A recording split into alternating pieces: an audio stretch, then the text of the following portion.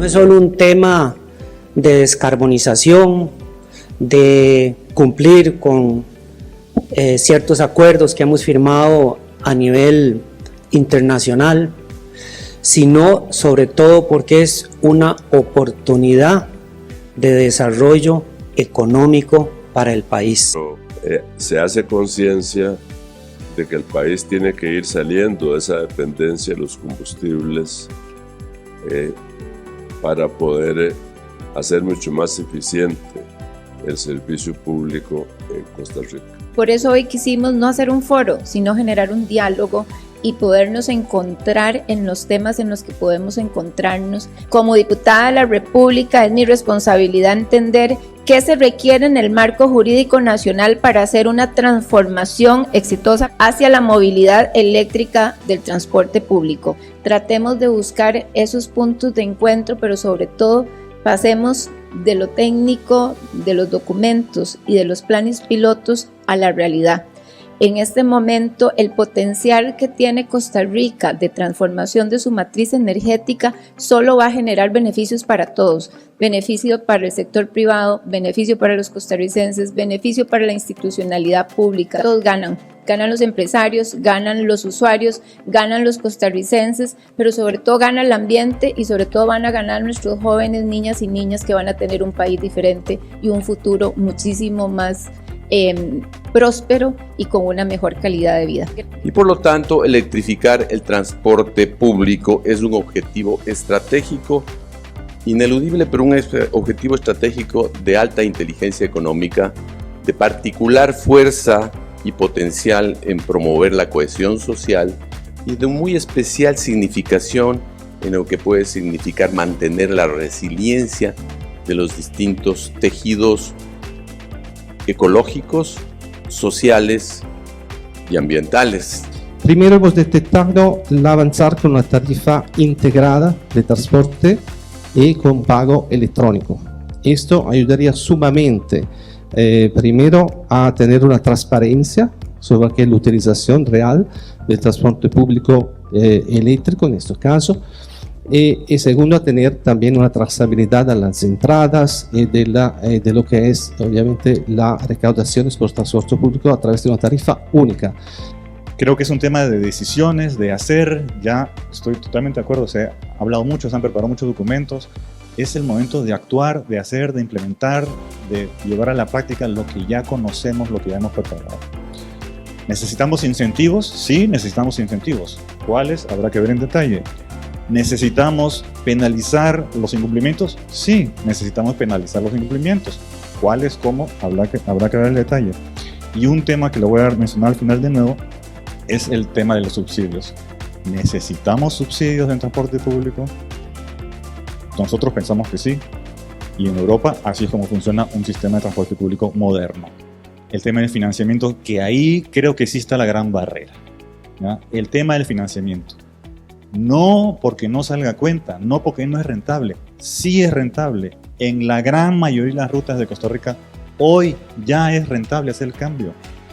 El problema es que no es rentable en 2 años o en 4. Nuestro cálculo es que en unos 10, 12 años ya empiezas a ganar con respecto al diésel en el 80% de las rutas de este país.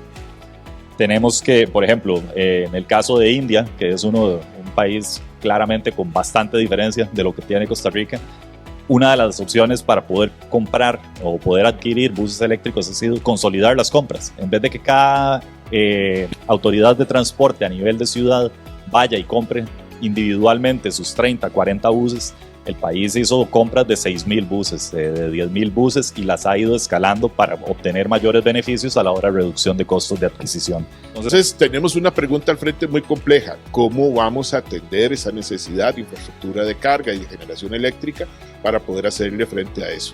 Nosotros trabajamos desde el año antepasado con la idea de desarrollar un fideicomiso que se encargue de poder buscar los recursos y generar esa infraestructura y trasladarla a las empresas eléctricas a través de un mecanismo que puede ser, por ejemplo, el arrendamiento, con la idea de buscar canalizar recursos que el país tiene.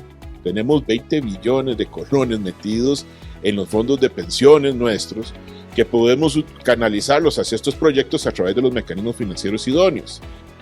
En consecuencia, es importante que establezcamos desde el principio una política nacional respecto a la importación de buses eléctricos. Por ejemplo, sería mucho más barato y eficiente que el Estado estudie y seleccione 2 o 3 marcas de buses, y cuando me refiero al Estado puede ser alguien más, digamos, a quien se le designe esa tarea, que estudie y seleccione 2 o 3 marcas de buses y haga importaciones masivas para los requerimientos del país, lo cual bajaría los costos de las inversiones, de los repuestos y la capacitación de choferes y mecánicos.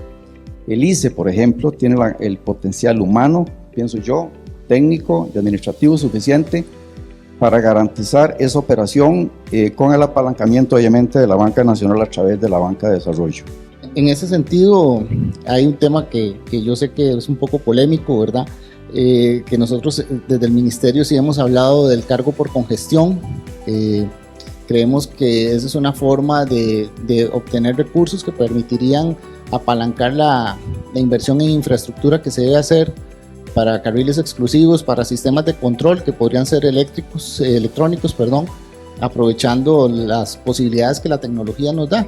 Y sí, también creo que es un tema que tenemos que ir conversando, lo de crear una autoridad de transporte, como se explicaba acá, con varios municipios, tal vez con la participación del MOP, etcétera, ¿verdad? Eso es un modelo que debemos explorar. Yo en lo personal creo que tiene buenas posibilidades. Tenemos el caso de las autoridades que tiene Londres, por ejemplo, o la que tiene Bogotá con Transmilenio. Entonces son alternativas. Yo siempre digo que no vamos a lograr resultados distintos haciendo las cosas iguales.